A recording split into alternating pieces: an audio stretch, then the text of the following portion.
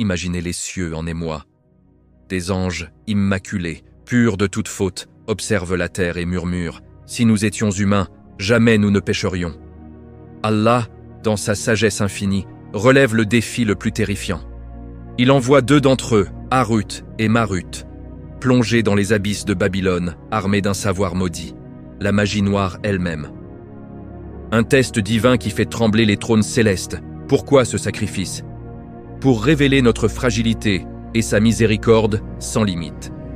Aujourd'hui, sur Récits Célestes, revivez cette épopée coranique oubliée, plus sombre, plus émouvante, plus bouleversante que jamais. L'origine de la sorcellerie, les cœurs déchirés, les avertissements tragiques. Préparez-vous à frissonner. Subhanallah, cette vérité va ébranler votre foi pour toujours. Si ces mots vous ont déjà donné des frissons, likez immédiatement pour propager cette lumière. Abonnez-vous à Récits Célestes, activez la cloche. Cette série va vous captiver comme jamais. Dites-moi en commentaire, connaissiez-vous déjà le secret de Harut et Marut? Partagez votre choc. Frères et sœurs en islam, fermez les yeux un instant. Imaginez un royaume où le vent obéit à un simple geste de la main, où les djinns les plus puissants construisent des palais entiers en une nuit, où les oiseaux du ciel viennent s'incliner devant un trône de justice divine, et où même les fourmis parlent au roi pour se plaindre d'injustice. C'était le règne glorieux de Sulayman ibn Daoud, alayhi salam, le prophète roi dont Allah avait élevé le statut au-dessus de tous les mondes. Son empire s'étendait des confins de la terre jusqu'aux abysses des mers, et son cœur était rempli d'une sagesse et d'une piété qui faisait trembler les cœurs des croyants. Pourtant, après sa mort, une ombre venimeuse s'est insinuée dans les cœurs de certains fils d'Israël. Des murmures ont commencé, puis des accusations ouvertes, puis des mensonges propagés comme un poison lent. Ils ont osé dire « Sulayman, un prophète?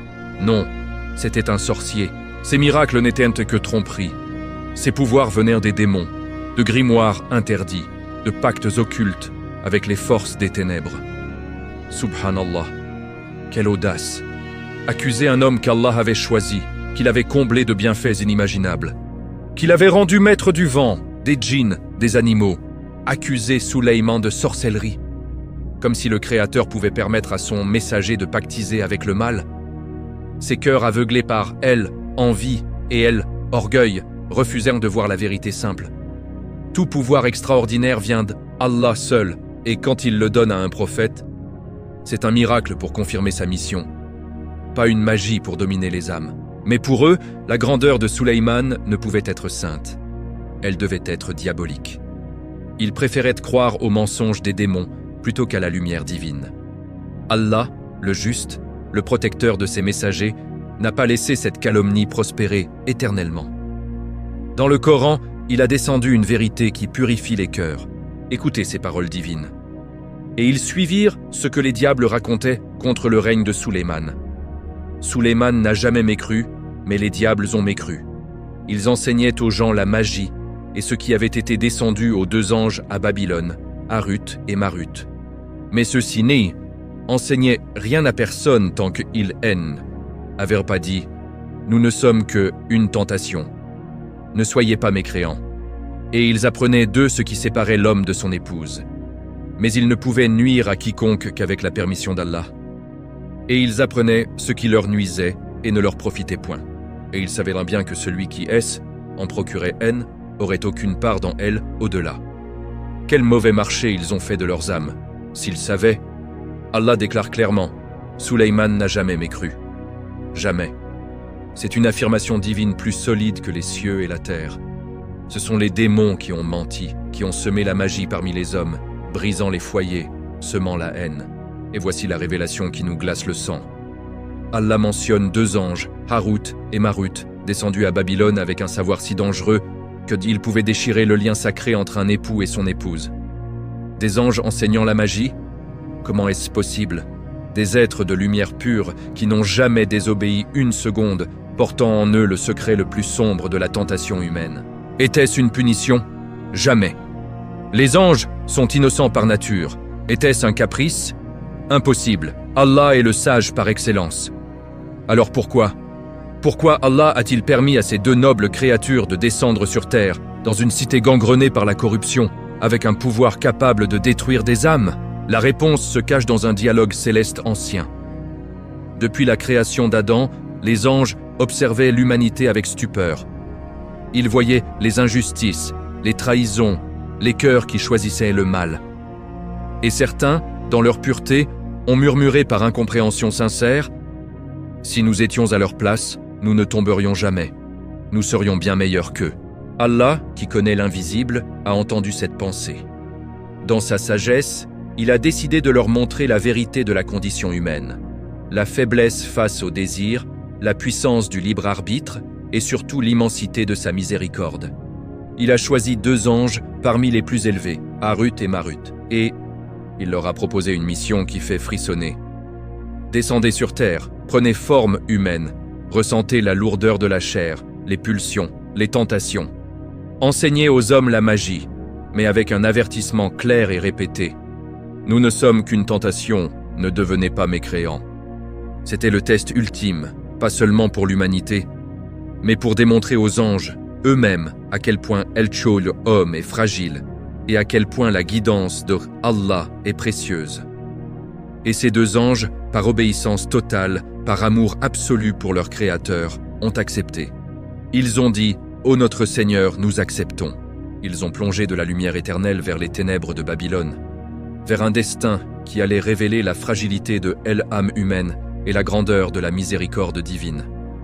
Frères et sœurs, si votre cœur bat la chamade en ce moment, si vous sentez cette émotion qui serre la gorge, alors likez cette vidéo tout de suite pour que cette vérité touche des millions d'âmes. Abonnez-vous à Récits Célestes et activez la cloche, cette série va vous bouleverser. Et écrivez en commentaire « Allahu Akbar » si vous venez de réaliser que est Allah lui-même qui a défendu son prophète Suleyman contre les accusations de sorcellerie dans le Coran. Partagez votre émotion. Le prochain chapitre va nous plonger au cœur de la descente. Comment Harut et Marut sont apparus parmi les hommes à Babylone et comment les premières âmes ont été mises à l'épreuve. Ne manquez pas ça. Restez connectés. Frères et sœurs, reprenons là où notre cœur s'est arrêté au chapitre précédent. Nous venons d'entendre la voix de Allah lui-même laver l'honneur de son prophète Suleyman, révéler le mensonge des shayatines et annoncer le rôle mystérieux de 2 anges, Harut et Marut. Nous savons maintenant pourquoi ils ont été choisis. Pour démontrer, par un test terrifiant, la fragilité humaine et l'immensité de la miséricorde divine. Mais savoir n'est pas vivre l'instant. Aujourd'hui, nous descendons avec eux. Imaginez Babylone à son apogée. Une cité qui défie les cieux par ses ziggourats titanesques, où les briques d'argile cuite brillent sous le soleil impitoyable, où les jardins suspendus flottent comme un rêve au-dessus des fleuves Euphrate et Tigre. L'or coule dans les mains des marchands, les parfums enivrent les ruelles, les idoles de pierre et de métal trônent dans des temples sombres. Mais sous cette splendeur, la pourriture, l'idolâtrie, la prostitution sacrée, les sacrifices humains, la jalousie qui ronge les cœurs, les mariages brisés par ambition ou par désir. Babylone n'était pas seulement une ville, c'était le symbole vivant de la grandeur humaine pervertie. Le lieu où l'orgueil de l'homme avait atteint son paroxysme. Et c'est précisément là, au cœur de cette fournaise de vices, qu'un jour, sans annonce ni trompette céleste, 2 silhouettes émergèrent de la foule comme sorties d'un autre monde. Ils n'arrivèrent pas en gloire flamboyante. Non. Allah, dans sa sagesse, les fit apparaître comme des hommes ordinaires, mais d'une beauté qui coupait le souffle. Leurs visages rayonnaient d'une lumière intérieure, douce, presque irréelle. Leurs yeux portaient la profondeur des étoiles et la tristesse d'une éternité de pureté. Leur démarche était noble, sereine, comme s'ils marchaient sur des nuages invisibles, malgré la poussière qui collait à leurs sandales. Les gens s'arrêtaient net. Les marchands oubliaient leurs cris. Les femmes voilées relevaient les yeux, malgré la coutume. Les enfants se taisaient, sentant instinctivement une présence qui dépassait l'humain. Ils se présentèrent simplement. Nous sommes Harut et Marut, mais ils n'étaient pas des hommes. Ils étaient des anges, 2 des plus élevés parmi les serviteurs les plus proches du trône divin, descendus sur ordre direct d'Allah. Pour la première fois de leur existence éternelle, ils ressentaient la lourdeur d'un corps humain, le battement rapide d'un cœur saoulé d'émotion, la chaleur brûlante du soleil sur la peau, la soif qui gratte la gorge, la fatigue qui alourdit les membres, et surtout, les murmures des désirs. Ces pulsions que nous, enfants d'Adam, connaissons si bien. La colère, la jalousie, l'attrait charnel, la peur de la perte, l'envie de posséder. Allah leur avait accordé tout cela, non pour les punir, mais pour qu'ils comprennent de l'intérieur ce que signifie être humain, et pour que l'humanité elle-même soit confrontée à la tentation la plus destructrice. Dès leur arrivée, les rumeurs se propagèrent comme un feu dans la paille sèche. 2 étrangers sont venus à Babylone. Ils possèdent des connaissances infinies. Ils savent des secrets que même les plus grands prêtres ignorent. Ils peuvent changer le destin. Les curieux affluèrent, savants avides de pouvoir, cœurs brisés cherchant vengeance, époux trahis, femmes jalouses, marchands ruinés, ambitieux sans scrupules. Tous venèrent vers eux, les yeux brillants de convoitise. Et Harut et Marut commencèrent à enseigner. Oui, ils enseignaient la magie, ce savoir interdit que les shayatines avaient déjà commencé à répandre, mais qu'Allah permit à ces 2 anges de révéler sous forme d'épreuves claires. Ils montrèrent des formules, des incantations, des rituels capables de manipuler les esprits, de semer la discorde, de séparer ce qu'Allah avait uni. Mais, et c'est là le point crucial sur lequel le Coran insiste, ils n'enseignaient rien à personne avant d'avoir prononcé cet avertissement solennel, répété à chaque fois, comme un cri du cœur. Nous ne sommes qu'une tentation, une épreuve envoyée par Allah. Ne soyez pas mécréants. Si vous apprenez cela et que vous l'utilisez, vous aurez commis la mécréance. Nous vous aurons averti clairement. Ils le disèrent d'une voix grave, empreinte d'une tristesse infinie, comme un père qui voit son enfant approcher un gouffre et qui le supplie une dernière fois de reculer. Ils répétaient cet avertissement sans relâche, jour après jour, âme après âme. Pourtant, la plupart ne les écoutèrent pas. Les yeux brillants de désir, le cœur gonflé d'orgueil, ils répondaient « Apprenez-nous quand même, nous saurons nous contrôler, nous n'utiliserons ce pouvoir que pour le bien, juste une fois, juste pour réparer une injustice. » Subhanallah. Ces paroles nous ressemblent tellement. Combien d'entre nous, face à une épreuve douloureuse, n'ont pas pensé « Juste cette petite chose interdite, juste pour soulager ma peine, Allah comprendra. » Les récits authentiques des savants nous transmettent des exemples qui serrent le cœur. Un homme vint un soir, les larmes aux yeux, la voix brisée. « Ma femme m'a quitté pour un autre. Je l'aime plus que ma vie. Apprenez-moi comment la ramener. » Harut et Marut le regardèrent avec une compassion qui transcendait le temps. Ils répétèrent l'avertissement. « Nous ne sommes qu'une tentation, cela te mènera à la mécréance. Cherche refuge en Allah seul, il peut changer les cœurs. » Mais l'homme supplia, pleura, promit qu'il n'utiliserait ce savoir qu'une seule fois. À contre-cœur, les 2 anges lui enseignèrent une formule capable de troubler l'esprit de son épouse, de semer la haine entre elle et son nouvel homme, de la forcer à revenir. L'homme partit. Il prononça les mots. La magie opéra. La femme revint, mais ses yeux étaient vides, son sourire forcé, son cœur brisé. Au début, il jubila. Puis la culpabilité l'envahit comme un poison. La maison devint un tombeau de silence et de reproches. Il vivait avec une coquille d'être humain qu'il avait lui-même vidé de son âme, et son propre cœur se dessécha. Il finit ses jours rongé par le remords, hanté par la certitude qu'il avait commis l'irréparable. Une autre âme, une femme consumée par la jalousie. Ma rivale est plus belle, plus aimée, faites qu'elle perde tout. Encore l'avertissement, encore les supplications, encore la formule transmise. La rivale tomba malade, sombra dans le malheur. Mais celle qui avait demandé cela ne trouva jamais la paix. Chaque nuit, elle voyait des ombres, entendait des murmures. Elle vécut dans la terreur que le mal qu'elle avait lancé revienne la frapper. Et il revint sous forme de tourments intérieurs qui la consumèrent jusqu'à son dernier souffle. Cas après cas, âme après âme. Les gens venaient, écoutaient à moitié, prenaient le savoir interdit et tombaient. Les foyers se brisaient. Les amitiés se changeaient en haine. Les cœurs se noircissaient. Et Harut et Marut, ils restèrent droits. Malgré la chair qui les pesait, malgré les tentations qui hurlaient autour d'eux dans cette cité de vices, malgré les supplications, ils ne péchèrent jamais, pas une seule fois. Il pleurait en secret sur le sort de ces âmes qui choisissaient la damnation malgré elles, avertissement clair. Car c'était cela le miracle caché. 2 anges plongés dans la condition humaine, confrontés à tout ce qui nous fait chuter. Et pourtant, ils ne chutèrent pas. Ils prouvèrent, par leur obéissance parfaite, que la faiblesse n'est pas une excuse. Que le libre arbitre, guidé par la foi et la crainte d'Allah, peut triompher des tempêtes les plus violentes. Et en même temps, ils montrèrent à tous les anges restés dans les cieux. Voyez comme il est difficile d'être humain. Voyez comme la miséricorde d'Allah envers eux est immense. Car malgré leurs chutes répétées, il continue de les appeler à lui. Frères et sœurs, ressentez-vous cette émotion qui monte en vous, cette gorge serrée en imaginant ces 2 êtres de lumière, acceptant de descendre dans la boue pour nous avertir, pour nous sauver de nous-mêmes? Si ce chapitre vous a touché au plus profond, si vous avez senti des larmes monter en pensant à leur sacrifice et à notre aveuglement, alors likez cette vidéo maintenant du fond du cœur pour que cette vérité se répande. Abonnez-vous à Récits Célestes et activez la cloche. Les chapitres suivants vont plonger encore plus loin dans l'émotion, les leçons brûlantes et les larmes de compassion.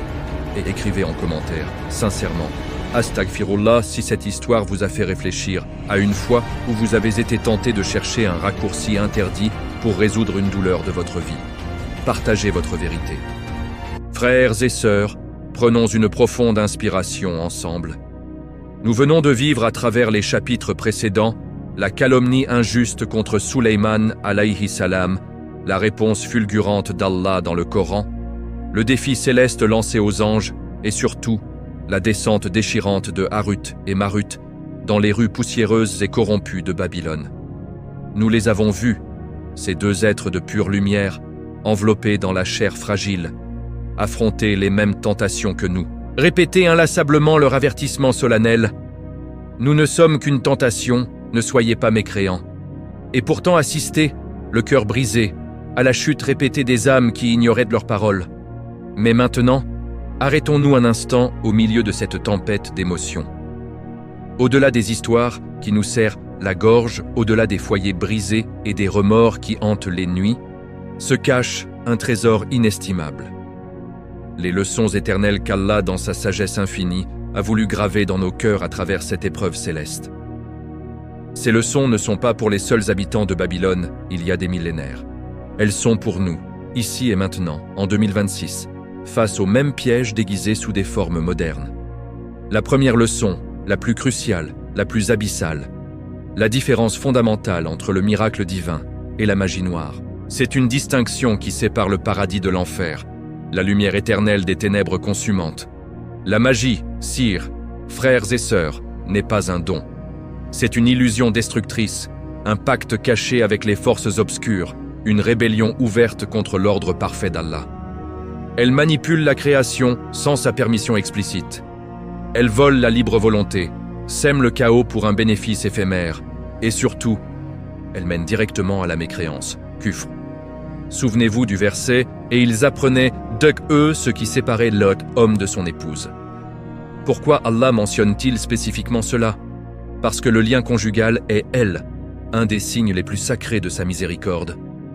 Et parmi ces signes, il a créé pour vous de vous-même des épouses, afin que vous trouviez auprès d'elles le repos, et il a mis entre vous amour et miséricorde. Rome 30, 21.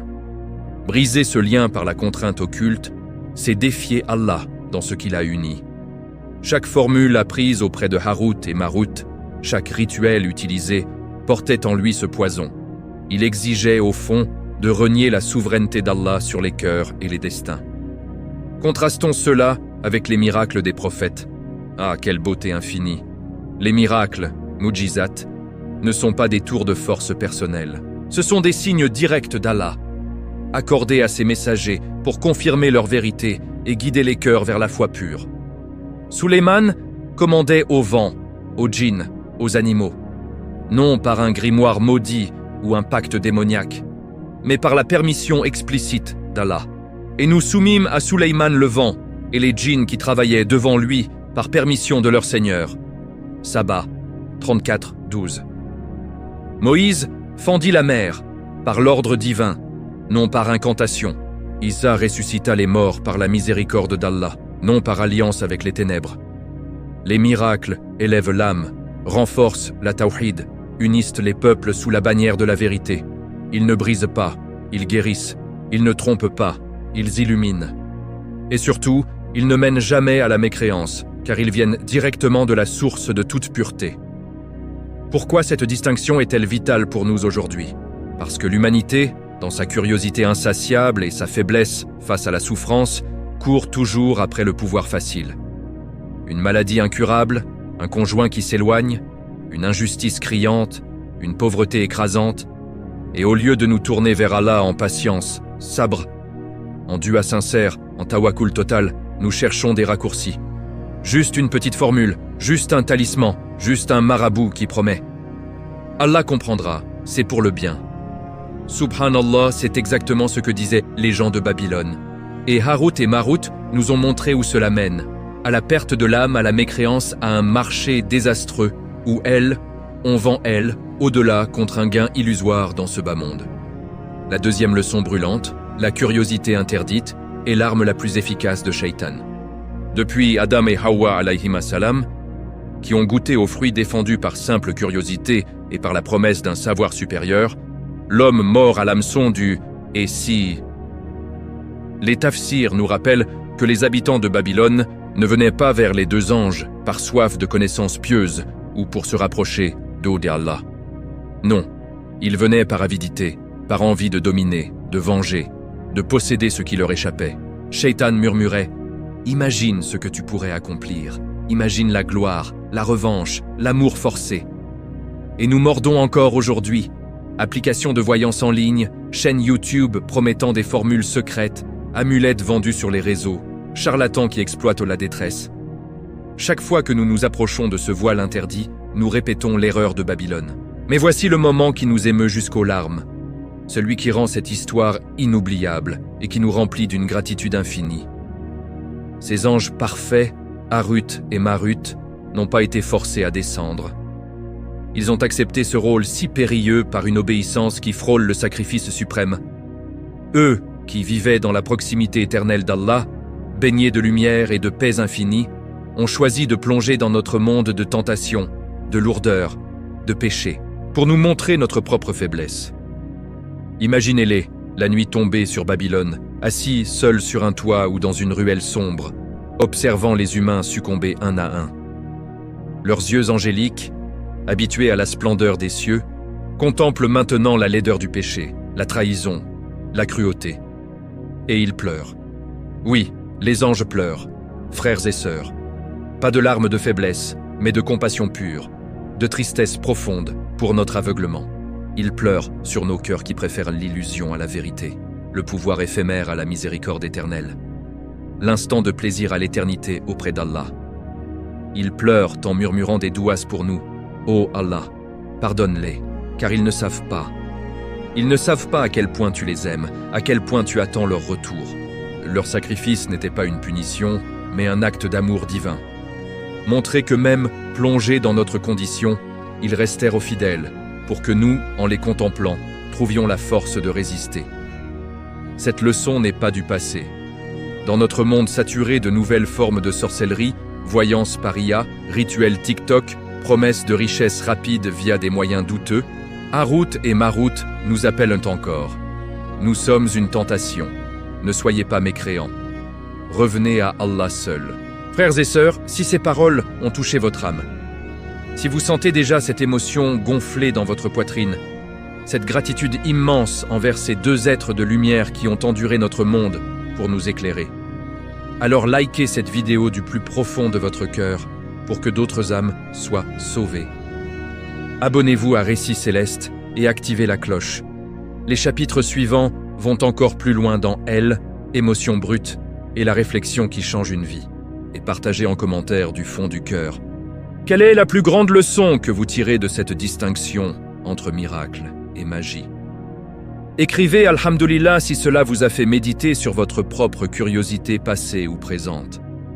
Mes frères et sœurs, approchons-nous maintenant du cœur le plus brûlant, le plus déchirant de cette épopée divine.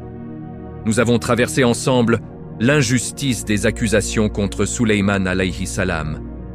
Entendu la vérité coranique, qui le défend assister à la descente héroïque de Harut et Marut dans les ombres de Babylone et méditer sur les leçons éternelles qui distinguent la lumière des miracles de Elle, obscurité de la magie.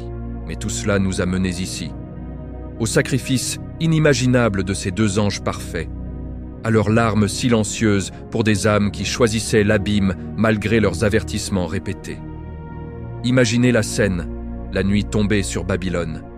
Les torches crépitent dans les ruelles étroites, les rires des fêtards résonnent au loin, l'odeur de l'encens idolâtre flotte dans l'air lourd. Harut et Marut, enveloppés dans leurs corps humains qui leur pèsent comme une armure de plomb, ne dorment presque jamais. Ils veillent, ils observent, ils enseignent, et surtout, ils souffrent. Pas une souffrance physique, bien que la fatigue, la soif, la chaleur, les pulsions charnelles les assaillent comme jamais ils ne l'avaient reconnu dans les cieux. Non, c'est une agonie de l'âme, une douleur cosmique. Eux qui ont passé l'éternité à glorifier Allah dans une proximité absolue, entourés de lumière pure et de paix infinie, voient maintenant l'humanité se détruire sous leurs yeux. Chaque personne qui est approche de eux est comme un enfant courant vers un précipice en riant.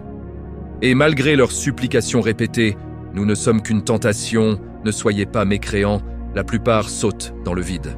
À travers les récits authentiques rapportés dans les tafsirs classiques, notamment celui d'Ibn Kathir, qui s'appuie sur les compagnons et les tabi'an, nous découvrons des histoires qui brisent le cœur et nous renvoient à notre propre vulnérabilité.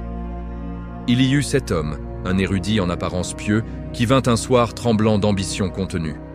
« Je veux connaître les secrets pour guérir les maladies incurables, dit-il. Pas pour moi, mais pour soulager les opprimés, pour être un bienfaiteur. » Harut et Marut le fixèrent longuement, leur regard empli d'une tristesse qui semblait venir des confins de l'univers. Ils répétèrent l'avertissement avec une douceur paternelle. « Cela te mènera à la mécréance. Cherche la guérison auprès d'Allah seul, par la dua et la patience. » Mais l'homme insista. « Ma foi est solide, je ne m'égarerai pas. Je jure que ce savoir servira le bien. » À contre-cœur, ils lui enseignèrent une formule puissante, capable d'invoquer des forces pour altérer le corps et chasser certaines maladies. Au début, cela fonctionna. Des malades se levèrent, marchèrent, embrassèrent ses mains.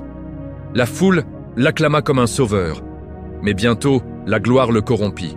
Il commença à exiger des fortunes pour ses miracles. Il refusa de soigner les pauvres. Puis, pour protéger son secret et son statut, il utilisa le même pouvoir contre ses rivaux. Maladies soudaines, malheurs inexplicables.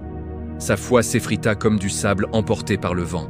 Il finit ses jours seul, hanté par les ombres qu'il avait invoquées, loin d'Allah, perdu dans les ténèbres qu'il avait lui-même choisies. Une autre histoire, plus poignante encore, celle d'une jeune mère veuve, le visage ravagé par le désespoir. Son enfant unique, un petit garçon de 5 ans, agonisait d'une fièvre que nul médecin ne pouvait expliquer. Les remèdes avaient échoué. Les prières semblaient ne pas être entendues. Folle de chagrin, elle se présenta devant les deux anges, les genoux tremblants. « Sauvez mon fils, je vous en supplie. Apprenez-moi ce qu'il faut pour défier cette mort qui me le vole. Je ferai n'importe quoi. » Harut et Marut, émus jusqu'au tréfonds de leur être angélique, la regardèrent avec une compassion qui transcendait le temps. Ils répétèrent « Cela te mènera à la mécréance. Tourne-toi vers Allah, il est le guérisseur, il peut tout. » Mais les larmes de la mère les submergèrent. Elle jura sur tout ce qui lui était sacré qu'elle utiliserait ce savoir une seule fois, juste pour sauver son enfant. À contre-cœur, ils lui révélèrent un rituel interdit. L'enfant guérit miraculeusement. La fièvre disparut en une nuit. La mère pleura de joie, mais le prix fut terrible. Dès lors, des ombres la poursuivirent dans ses rêves. Son fils grandit, mais marqué par une malédiction invisible. Il devint un homme violent, colérique, semant le mal autour de lui sans le vouloir. La mère, rongée par la culpabilité, comprit trop tard que la magie n'apporte jamais de vrai salut. Seulement une illusion qui vole l'âme, qui vole la baraka, qui vole la confiance en Allah. Elle vécut le reste de ses jours à supplier le pardon, mais le remords la consuma. Et il y en eut tant d'autres, des amants jaloux qui forcèrent des cœurs à revenir par contrainte, des marchands avides qui ruinèrent leurs concurrents par des maléfices, des leaders corrompus qui manipulèrent les foules entières. Chaque fois, Harut et Marut assistaient à la chute, impuissants par ordre divin, mais dévastés intérieurement. Subhanallah. C'est ici que l'émotion atteint son paroxysme. Ces anges parfaits, qui n'ont jamais connu le péché, qui n'ont jamais désobéi une fraction de seconde, ont accepté ce rôle pour une raison sublime, montrer notre faiblesse non pour nous condamner, mais pour nous élever. Ils pleurèrent. Oui, les anges pleurent, frères et sœurs, des larmes de compassion pure, de tristesse infinie pour nos cœurs aveuglés par les désirs éphémères, pour notre oubli de l'amour immense d'Allah qui nous attend toujours, bras ouverts. Imaginez-les, levant les yeux vers les cieux étoilés de Babylone, murmurant dans la nuit, « Oh Allah, pardonne-les, ils ne savent pas à quel point tu les aimes, ils ne savent pas que ta miséricorde est plus vaste que leurs fautes. » Leur sacrifice n'était pas une punition, mais un acte d'amour divin. Ils endurèrent la lourdeur humaine, les tentations violentes, les supplications déchirantes, et ils restèrent purs. Pour que nous, en contemplant leur fidélité, trouvions la force de résister quand notre tour vient. Cette scène nous bouleverse parce qu'elle nous renvoie à nous-mêmes. Combien de fois avons-nous ignoré les avertissements clairs du Coran? Combien de fois avons-nous cherché des solutions haram pour nos peines? Un talisman, une consultation occulte, un raccourci interdit, oubliant que la vraie guérison, la vraie victoire, vient d'Allah seul.